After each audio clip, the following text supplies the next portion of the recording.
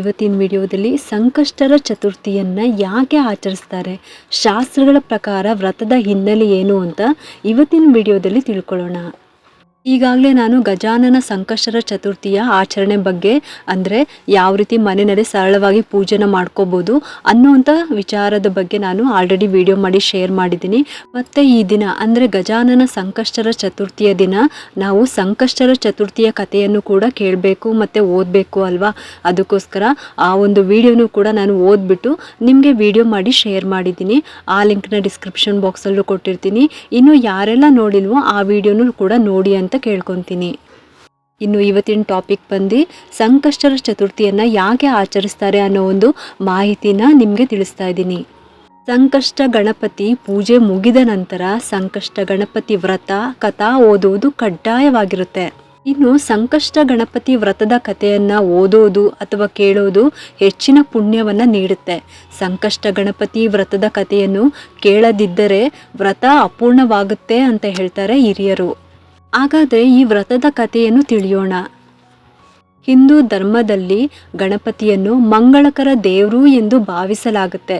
ಹಾಗಾಗಿ ಪ್ರತಿ ಮಂಗಳ ಕಾರ್ಯಗಳಿಗೆ ಮುನ್ನ ಸಂಕಷ್ಟಗಳು ದೂರವಾಗಲಿ ಎಂದು ಗಣಪನಿಗೆ ವಿಶೇಷ ಪೂಜೆ ಮಾಡಲಾಗುತ್ತೆ. ಅದರಂತೆ ಇದು ಹಿಂದೂ ಕ್ಯಾಲೆಂಡರ್ನ ಪ್ರತಿ ಚಂದ್ರ ತಿಂಗಳಲ್ಲಿ ಗಣೇಶನಿಗೆ ಸಮರ್ಪಿತವಾದ ದಿನವಾಗಿದೆ. ಈ ದಿನವು ಕೃಷ್ಣ ಪಕ್ಷದ 4ನೇ ದಿನದಂದು ಬರುತ್ತದೆ. ಈ ಚತುರ್ಥಿ ಮಂಗಳವಾರದಂದು ಬಂದರೆ ಅದನ್ನು ಅಂಗಾರಕ ಸಂಕಷ್ಟ ಚತುರ್ಥಿ ಎಂದು ಕರೆಯಲಾಗುತ್ತೆ. ಪ್ರತಿ ತಿಂಗಳ ಕೃಷ್ಣ ಪಕ್ಷದ ಚತುರ್ಥಿಯಂದು ಸಂಕಷ್ಟ ಚತುರ್ಥಿ ವ್ರತವನ್ನು ಆಚರಿಸಲಾಗುತ್ತದೆ. ಈ ವ್ರತವನ್ನು ಸಂಕಷ್ಟಿ ಚತುರ್ಥಿ, ಸಂಕಷ್ಟರ ಚತುರ್ಥಿ ಅಥವಾ ಸಂಕಷ್ಟಿ ಎಂದು ವಿವಿಧ ಹೆಸರುಗಳಿಂದ ಕರೆಯಲಾಗುತ್ತದೆ. ಈ ವ್ರತವನ್ನು ಆಚರಿಸುವುದರಿಂದ ಸಂಕಷ್ಟಗಳು ದೂರವಾಗಿ ಜೀವನದಲ್ಲಿ ಸುಖ, ಶಾಂತಿ, ಐಶ್ವರ್ಯ, ಸಮೃದ್ಧಿ ಪ್ರಾಪ್ತಿಯಾಗಲಿದೆ ಎಂದು ನಂಬಲಾಗುತ್ತೆ. ಹಾಗಾಗಿ ಈ ದಿನವನ್ನು ಗಣಪನಿಗೆ ವಿಶೇಷ ಪೂಜೆ ಸಲ್ಲಿಸಿ ವ್ರತವನ್ನು ಆಚರಣೆ ಮಾಡಲಾಗುತ್ತದೆ. ಇನ್ನು ಸಂಕಷ್ಟ ಗಣಪತಿ ಪೂಜೆ ಮುಗಿದ ನಂತರ ಸಂಕಷ್ಟ ಗಣಪತಿ ವ್ರತಕಥಾ ಓದುವುದು ಕಡ್ಡಾಯ. ಶಾಸ್ತ್ರಗಳ ಪ್ರಕಾರ ಸಂಕಷ್ಟ ಗಣಪತಿ ವ್ರತದ ಕಥೆಯನ್ನು ಓದುವುದು ಅಥವಾ ಕೇಳುವುದು ಹೆಚ್ಚಿನ ಪುಣ್ಯವನ್ನು ನೀಡುತ್ತದೆ ಎಂದು ಹೇಳಲಾಗುತ್ತದೆ.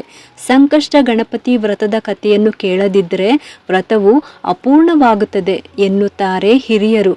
ಹಾಗಾದರೆ ಈ ವ್ರತದ ಕಥೆಯನ್ನು ತಿಳಿಯೋಣ. ಒಮ್ಮೆ ಸ್ವರ್ಗದ ಅಧಿಪತಿಯಾದ ಇಂದ್ರನು ಗಣಪನ ಮಹಾನ್ ಭಕ್ತ ಭೃಗಾಂಡಿ ಎಂಬ ಋಷಿಯನ್ನು ಭೇಟಿ ಮಾಡಿ ಸ್ವರ್ಗಕ್ಕೆ ಹಿಂದಿರುಗುತ್ತಿದ್ದಾಗ ಪುಷ್ಪಕ ವಿಮಾನವು ಇದ್ದಕ್ಕಿದ್ದಂತೆ ಪ್ರದೇಶವೊಂದರಲ್ಲಿ ನಿಂತಿತ್ತು. ಆಗ ಈ ಪ್ರದೇಶದ ರಾಜ ಸುರಸೇನನು ಇದನ್ನು ಕಂಡು ಅದರಲ್ಲಿದ್ದ ಇಂದ್ರನನ್ನು ನೋಡಿ ಸಂತೋಷದಿಂದ ನಮಸ್ಕರಿಸಿದನು. ಮಹಾರಾಜನು ಇಂದ್ರನ ವಿಮಾನವು ಅಲ್ಲಿ ನಿಲ್ಲಲು ಕಾರಣ ಏನು ಎಂದು ಕೇಳಿದನು. ಆಗ ಇಂದ್ರನು, ನಿನ್ನ ರಾಜ್ಯದಲ್ಲಿ ಅನೇಕ ಪಾಪಗಳನ್ನು ಮಾಡಿದ ವ್ಯಕ್ತಿಯ ದೃಷ್ಟಿ ವಿಮಾನದ ಮೇಲೆ ನೆಟ್ಟಿದ್ದರಿಂದ ಮಧ್ಯದಲ್ಲಿ ವಿಮಾನ ನಿಂತಿತ್ತು ಎಂದು ಹೇಳಿದನು. ಆಗ ರಾಜ ಸುರಸೇನನು ಈ ವಿಮಾನವು ಸರಿ ಹೋಗಲು ಏನು ಮಾಡಬೇಕು ಎಂದು ಕೇಳಿದಾಗ ಇಂದ್ರನು ಇಂದು ಪಂಚಮಿ ಮತ್ತು ನಿನ್ನೆ ಚತುರ್ಥಿ ಎಂದು ಹೇಳಿದನು. ಇಂದು ಉಪವಾಸ ಮಾಡಿದರೆ ಪುಣ್ಯ ಬರಲಿದ್ದು ಆಗ ವಿಮಾನ ಸರಿಯೋಗುತ್ತದೆ ಎಂದು ತಿಳಿಸಿದರು. ನಂತರ ಆ ರಾಜ್ಯದ ಎಲ್ಲ ಸೈನಿಕರು ಪ್ರತಿಯೊಬ್ಬರು ಉಪವಾಸ ಮಾಡುವಂತೆ ಆದೇಶ ಮಾಡಿದರು. ಅದೇ ಸಮಯದಲ್ಲಿ ಗಣೇಶನ ದೂತರೊಬ್ಬರು ಸತ್ತ ಮಹಿಳೆಯ ದೇಹವನ್ನು ಭುಜದ ಮೇಲೆ ಹೊತ್ತುಕೊಂಡು ಸಾಗಿಸುವುದನ್ನು ನೋಡುತ್ತಾರೆ. ಆ ಮಹಿಳೆ ತನ್ನ ಜೀವನದಲ್ಲಿ ಅನೇಕ ಪಾಪಗಳನ್ನು ಮಾಡಿದ್ದಳು. ಈ ಮಹಾಪಾಪಿ ಹೆಣ್ಣನ್ನು ಗಣೇಶನ ಲೋಕಕ್ಕೆ ಏಕೆ ಕರೆದುಕೊಂಡು ಹೋಗುತ್ತಿದ್ದೀರಿ ಎಂದು ಸೈನಿಕರು ಕೇಳಿದರು. ಆಗ ಗಣೇಶನ ದೂತನು, ಈ ಮಹಿಳೆ ತಿಳಿದೋ ತಿಳಿದೆಯೋ ಸಂಕಷ್ಟ ಚತುರ್ಥಿ ದಿನ ಉಪವಾಸ ಮಾಡುತ್ತಿದ್ದಾಳೆ. ಮರುದಿನ ಚಂದ್ರೋದಯದ ನಂತರ ಊಟ ಮಾಡಿದಳು. ಇದರಿಂದ ಸಂಕಷ್ಟ ಚತುರ್ಥಿ ವ್ರತದ ಫಲ ಆಕೆಗೆ ಲಭಿಸಿತು. ಇಂದು ಆಕೆ ನಿಧನ ಹೊಂದಿದ್ದಾಳೆ. ಹಾಗಾಗಿ ಸಂಕಷ್ಟ ಗಣಪತಿ ವ್ರತದ ಪುಣ್ಯದಿಂದ ಆಕೆಯನ್ನು ಗಣೇಶನ ಲೋಕಕ್ಕೆ ಕೊಂಡೊಯ್ಯಲಾಗುತ್ತಿದೆ ಎಂದು ತಿಳಿಸುತ್ತಾರೆ. ಆಗ ಸೈನಿಕರು ಆ ಮಹಿಳೆಯ ಮೃತದೇಹವನ್ನು ತಮಗೆ ನೀಡಬೇಕೆಂದು ಒತ್ತಾಯಿಸಿದರು.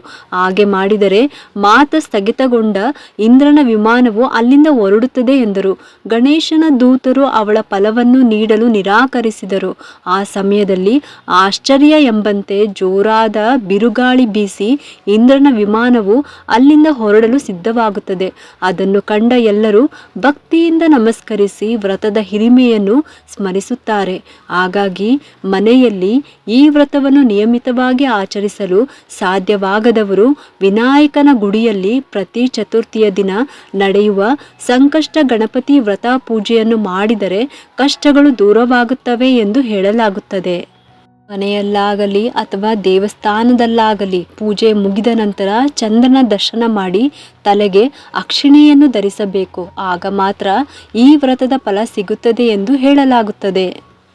ಈಗ ಹೇಳಿರುವ ವಿವರಗಳನ್ನು ವಿವಿಧ ಪುರಾಣ ಪುಸ್ತಕಗಳಲ್ಲಿ ಉಲ್ಲೇಖಿಸಲಾದ ಅಂಶಗಳ ಆಧಾರದ ಮೇಲೆ ತಿಳಿಸಲಾಗಿದೆ.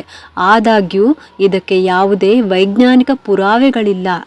ಇಷ್ಟು ಕೂಡ ಸಂಕಷ್ಟರ ಚತುರ್ಥಿಯನ್ನು ಯಾಕೆ ಆಚರಿಸ್ತಾರೆ ಅನ್ನೋ ಒಂದು ಮಾಹಿತಿನ ನಿಮಗೆ ತಿಳಿಸಿದ್ದೀನಿ. ನಿಮಗೆಲ್ಲರಿಗೂ ಈ ಒಂದು ವಿಡಿಯೋ ಇಷ್ಟ ಆಗಿದ್ರೆ ಒಂದು ಲೈಕ್ ಮಾಡಿ, ಶೇರ್ ಮಾಡಿ ಮತ್ತು ಸಬ್ಸ್ಕ್ರೈಬ್ ಮಾಡಲು ಮರಿಬೇಡಿ. ಏಕೆಂದರೆ ನೀವು ಮಾಡೋ ಒಂದು ಸಬ್ಸ್ಕ್ರೈಬಿಂದ ನಮ್ಮಂತಹ ಸಣ್ಣ ಸಣ್ಣ ಚಾನಲ್ಸ್ಗೆ ಒಂದು ಸಪೋರ್ಟ್ ಮಾಡ್ದಂಗೆ ಆಗುತ್ತೆ. ಮತ್ತೆ ಸಿಗ್ತೀನಿ ಮುಂದಿನ ಹೊಸ ವಿಡಿಯೋದೊಂದಿಗೆ ಅಂತ ಹೇಳ್ತಾ ಈ ವಿಡಿಯೋನ ಮುಗಿಸ್ತಾ ಇದ್ದೀನಿ.